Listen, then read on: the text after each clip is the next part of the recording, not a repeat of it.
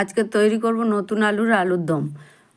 ক্যামেরাটা অফ হয়ে যাওয়ার জন্য গরম মশলা ফোড়ন দেওয়া, তার মধ্যে দিয়েছি পেঁয়াজ কুচি, দিয়ে নাড়াচাড়া করলাম। এটা দেখানো হলো না।